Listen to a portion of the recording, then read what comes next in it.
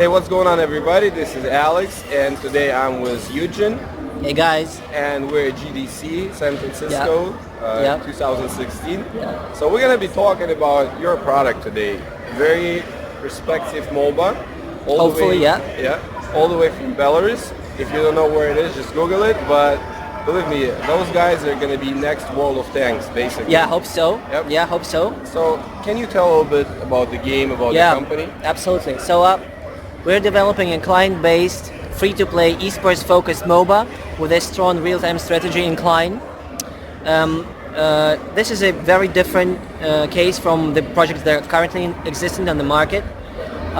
We're currently on alpha version of it, so we're finishing it up. And we're 45 people in the studio. The studio is called Black Beacon. We're located in Minsk, Belarus, so you definitely have to Google it. Right. Yeah, it's the same city and the same country where Wargamer was born. So speaking of the product itself, it's very unique. Usually we speak of 4 USPs that define what we are. So the first one is micro control, multi-unit microcontrol.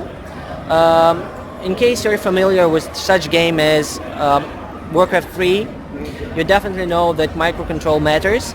And in the MOBAs that are currently existing on the market, there is only one champion you control. So we're changing that. In our game, players control a champion plus 3 squads of units. Each of them has got his own unique abilities.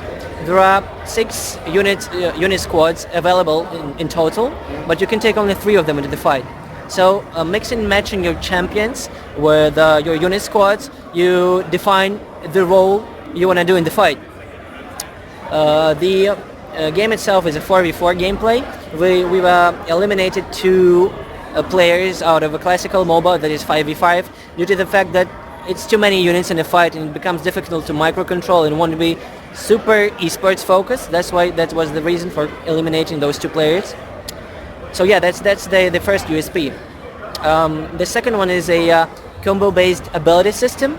By that we mean that it's very important to understand the timings and the cooldowns of every spell.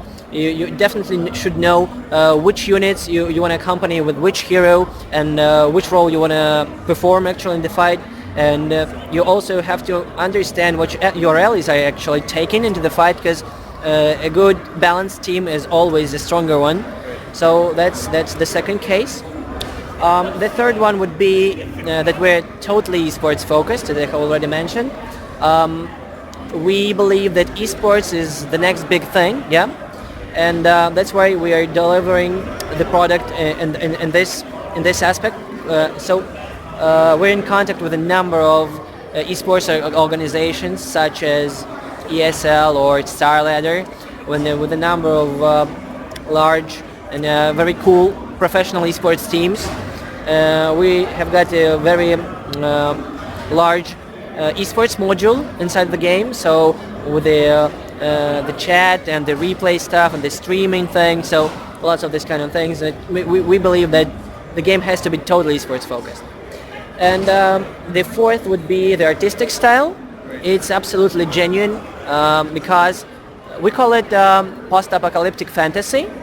And it's non-existent in the market also right now, because you can definitely look at other projects. There are some sci-fi MOBAs, there are some classical fantasy MOBAs, but we look totally different. So that's very important from our perspective. And that's kind of how this is. But it sounds like not many things, but when you go deeper into it, there is more and more and more and more, because if I start enumerating, then I won't stop, because it's a different type of resurrection system. The shops work differently, the lanes work differently, the creeps work differently. So many things that work differently. That's why, yeah, that's kind of how this is. And at the same time, we try to keep the principle that it's easy to learn and hard to master. So if you're familiar with MOBA, it's going to be easy for you to enter and to understand what's happening around. Right. And at the same time, it's rather hard to master, because there's a very good deepness in this. One more important thing I usually highlight when speaking of it is that you can look at the complexity of gameplay in such a way. So you can put League of Legends to the left, or Dota, and StarCraft 2 to the right, and we want to be somewhere in the middle of it. So we don't be that complex as StarCraft 2 is, because it's very difficult to play. There's got the resource mining, the macro management, so it's very difficult. We want to be somewhere in the middle. We want to bring the microcontrol back into competitive gaming, because we believe that the audience has grown enough to play more compelling gameplay. Right. That's the basic idea we're having. It's still lots of work to do, yeah. So it's a bunch of things we haven't developed yet. Still, we hope that we'll manage to do that. It's a very tricky task, and in here also, as you know, we're looking for the second round. We're looking for publishers. We're in contact with a number of very large publishers right now, but it all depends. We don't have the contract signed yet, you know, but we're working on it. Right. Kind of this way. Okay, so now let me ask you, when can we expect this game? Hopefully everything goes well. When are you going to be at least giving beta keys out? Yeah, so we are hoping to have the closed beta version in the fourth quarter of 2016, or possibly the first quarter of 2017. It all depends, because currently we're 45 people in the studio, and in this year we have to double up to 100 people. So that's also quite a task. Right. And in case we manage, then we're hoping to deliver that in the fourth quarter of 2016. We'll definitely stay for some time in closed beta, because the game is a free-to-play title, and we'll have to work on the KPIs and things like that for some time. And after that, we are going to do open beta. Mm-hmm. It definitely depends on how it goes, but we're hoping to have it in 2017. Right. Now, on a finishing note, I would like to ask how people can find you and like overall your marketing strategy for the future. Yeah, of course. Well, we're very open. You can see us everywhere. Like on the web, we've got blackbeacon.com, we've got thegodlike.com.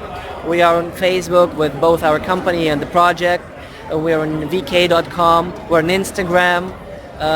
We have a Twitch channel, but it's not active right now. It's going to be active rather soon. We've got a Twitter account that's also doing some stuff. So we're almost everywhere possible.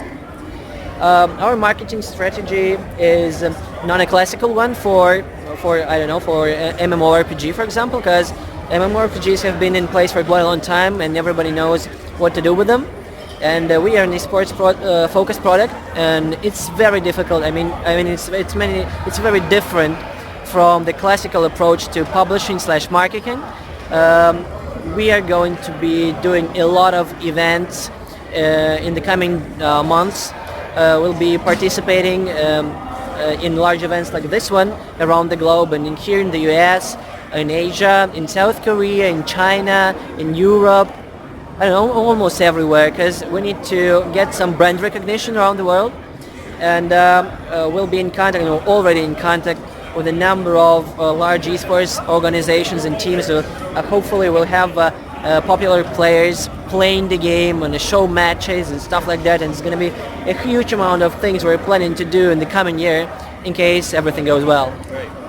Well, I have to say I am a big fan of MOBAs myself. I play Dota when it just started. Yeah. I played League, I'm playing in Heroes of the Storm and other number of titles that are in alpha and beta still. And I want to tell you, this game, it looks absolutely mind-blowing. This is a new big thing. Trust me. I hope that you're right. Right. Let it be so. Right. So, Eugen, thank you so much for your interview, for your time. And guys, please check them out.